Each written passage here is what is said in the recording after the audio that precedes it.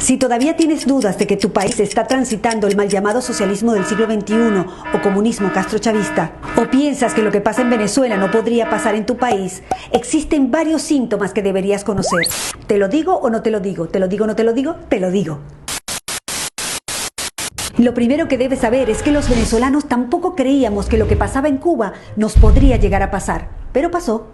Tenemos que estar muy alerta porque el modelo bolivariano castrochavista madurista muta, se transforma adaptándose a la idiosincrasia de cada país. Ya no usan la fuerza para tomar el poder porque dicen que se ve mal, pero sí para mantenerse. Ingresan al poder utilizando nuestras herramientas democráticas para luego manipularlas a favor del modelo. Modifican la Constitución, destruyen las instituciones y establecen el piso jurídico para convertir lo ilegal en legal y lo legal en ilegal. Destrucción económica, política, social, familiar, moral, destrucción del lenguaje. Desacreditan, subestiman y menosprecian el esfuerzo del trabajo real, la preparación, la educación. Te hacen creer que el mérito no es importante, que ganarte las cosas con tu propio esfuerzo no tiene ningún sentido. Trazan una línea para dividir a la población entre ricos y pobres e incentivan el odio entre clases. Siembran caos y división para poner a pelear sindicatos contra empresas, mujeres contra mujeres, mujeres contra hombres, hijos contra padres, alumnos contra profesores, civiles contra uniformados, capitales contra provincias, ciudades contra pueblos, marchas y contramarchas y hasta veganos contra carnívoros. Te repito, entran al poder utilizando nuestras herramientas democráticas para luego manipularlas a favor del castrochavismo madurismo. Destruyen el aparato productivo, acosan a la empresa privada y expropian. Establecen un control cambiario con distintos tipos de cambio que distorsiona completamente la economía.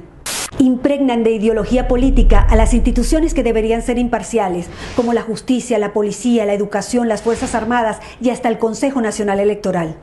Y cuando esos organismos no se alinean con su ideología, crean organismos paralelos, como embajadas paralelas, alcaldías paralelas, colectivos armados, milicianos y paramilitares. Y para ello, previamente desarman a la población para que nunca genere resistencia. Y un buen día, ¡sorpresa!, liberan a miles de presos de todo tipo, favor que será cobrado más adelante porque los utilizarán para defender a la revolución bolivariana y mantener a raya a la ciudadanía. Le dan voz, voto y cargos públicos a militares en ejercicio, destruyendo la institución y convirtiéndolos en opresores de la sociedad civil. Generan planes, bonos y tarjeta alimentaria como herramienta de control para la sociedad y quien no se alinea a su ideología, no come. Estigmatizan a los empresarios, a los ricos, a los profesionales independientes, a todo aquel que se esfuerza por ganar su propio dinero. Crean un relato para hacerle creer a la gente que ellos no son responsables de ninguno de los problemas económicos. Y a la vez, crean un enemigo interno como los empresarios, los productores independientes, los productores petroleros, los productores agrícolas ganaderos. Y un enemigo externo, generalmente el Fondo Monetario Internacional, los capitales golondrina, los fondos buitre, los inversores extranjeros y por supuesto el imperio yanqui. Y hablando de Estados Unidos, vamos a romper un mito. Estados Unidos ha sido el principal socio comercial de Venezuela durante décadas. El único país que pagaba 30 millones de dólares diarios por la compra de petróleo. Por si no queda claro, Estados Unidos nunca nos bloqueó y nunca se metió.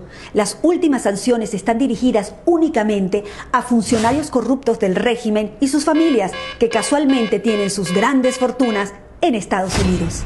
Son expertos en propaganda política. Cuando ocurre algo importante, generan desinformación con noticias bizarras, absurdas, ridículas, desenfocándonos de lo importante y enfocándonos en lo frívolo e irrelevante. Para ello necesitan los medios de comunicación, comprándolos, tomándolos, generando grandes pautas publicitarias e incluso crean leyes de medios para imponer multas impagables. Por ejemplo, en Venezuela cerraron más de 3.500 medios de comunicación entre televisión, prensa, radio y medios digitales. Y cancelaron la transmisión de señales nacionales e internacionales de noticias. Encuentran la manera de diluir la división de poderes y crean nuevos poderes alineados a su ideología. En Venezuela eliminaron a la Corte Suprema de Justicia y a la Cámara de Senadores, instalaron un Tribunal Supremo de Justicia nombrando jueces a dedo, instalando así un suprapoder por encima de todos los demás poderes. Y adivinen qué, todos alineados con el régimen. Pero para sostener esta farsa democrática ante el mundo por más de 20 años, se necesita un actor indispensable en el falso juego electoral, gran parte de la oposición funcional al régimen.